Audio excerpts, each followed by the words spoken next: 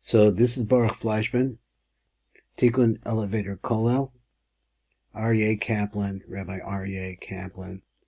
Now we're really getting into the root of what he's saying and who he is speaking to the Jewish people. There are today so many of us that really are, unfortunately, never been really exposed to Jewish thinking, but a lot of Gentile thinking, which we don't like. But we can't tell the difference between the two of them. So, to a certain extent, when Rabbi Kaplan began this thing, the 13 principles of Maimonides, those are Maimonides' principles. There's other people going to have other principles, but the basic ideas that he did bring out are all true. Whether that's the ultimate or not is another question, but they're all true, and that's the Jewish perspective. And now we're coming over here to see where Rabbi Kaplan was saying yesterday that this is very, a lifestyle. This is a whole life, the Torah life. And so our commitment there is a commitment for us to find meaning in this world. Otherwise the world, could be absolutely meaningless. But such a wonderful Torah that could tell us so much. Now we got over here to, this is page 113, and once again, it's not a bad idea to buy these books. And just read these things every once in a while, and see what we get out of them. He says like this: the Bible flatly says that the non-believer is a fool. The psalmist thus said, the fool says in his heart, there is no God. What the Bible is saying is that one who does not believe is both stupid and blind. He does not see what there is to see. Not only is he blind, but he is also likely to act blindly. He does not recognize any purpose in existence, and is therefore likely to act without direction. He does not recognize truth and is apt to do everything wrong. He is so unperceptive that he can't be trusted. He says that there is no God because he's a fool. He is too blind to see God all around him, or else he is too selfish to share his own world with its creator. In the entire Bible, you will not find a single philosophical argument for the existence of God. It is simply assumed. The Bible does not waste time trying to convince the atheist that he's wrong. He is considered a fool, too dull to understand, or too wicked to want to. Belief, like beauty, is in the eye of the beholder. For over 3,000 years, the existence of God was well self-evident to the Jew. He needed no proof or demonstration. The very existence of a universe implies a creator.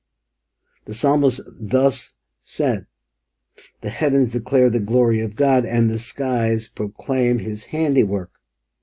Their very existence is a hymn declaring the glory of their creator.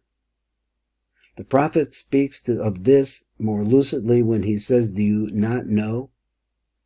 Look around, he says. Have you not heard?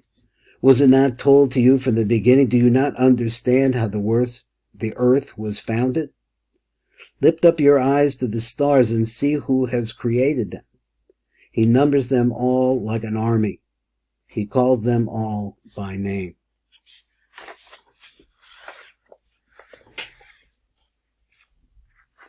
Number 2. He says there's a legend that throws much light on this subject. A philosopher once came to Rabbi Meir and told him, I don't believe in God. I feel that the universe came into being by itself, of its own accord, without any outside help. Rabbi Meir did not reply. A few days later, he came to the philosopher and followed him and showed him a beautiful piece of poetry, written in a fine hand on smooth white parchment. The philosopher looked at the parchment and admired it. He asked, who is the great poet who wrote this lovely poem? Who was the talented scribe who copied it? Rabbi Meir shook his head and answered, you are completely wrong. There was no poet. There was no scribe. This is what really happened. The parchment was lying on my desk next to a bottle of ink. A cat accidentally knocked over the bottle, spilling ink all over the parchment. This poem was the result.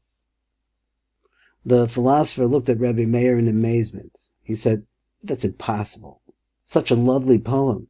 Such perfect script. Don't fool me, he said. Such things do not come into being by themselves. There must be an author. There must be a scribe. Rabbi Meir smiled. He answered the philosopher, "You yourself have said it. How could the universe, which is much more beautiful than any poem, come into being by itself? There must be an author. There must be a creator."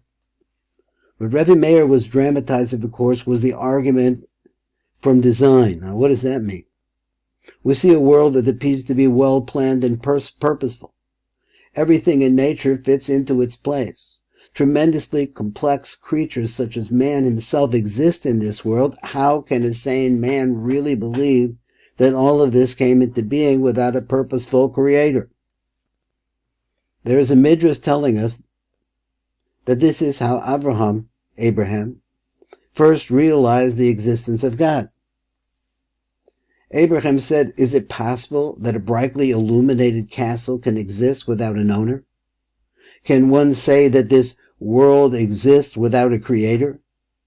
Ultimately, there's a certain blindness involved in not seeing God.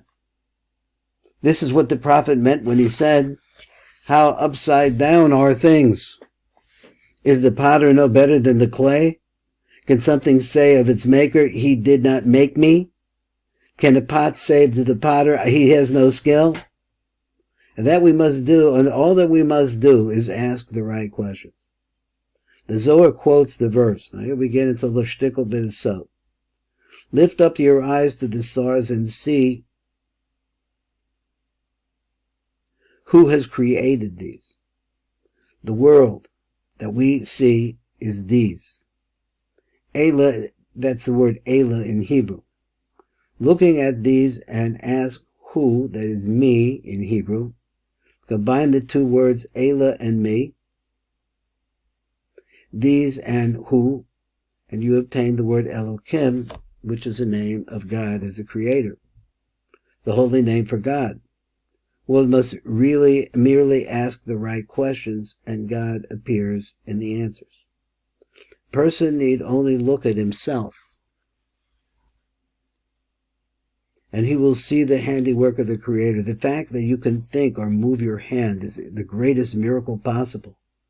The psalmist recognized this when he exclaimed, "I will thank God, for I am fearfully and wonderfully made." All of this is summed up in one sentence in the Bible, "For my flesh I will see God." I can see God in the very fact that something as miraculous as my flesh can exist. This is Baruch Fleischman. We've been listening to Rabbi Aryeh Kaplan.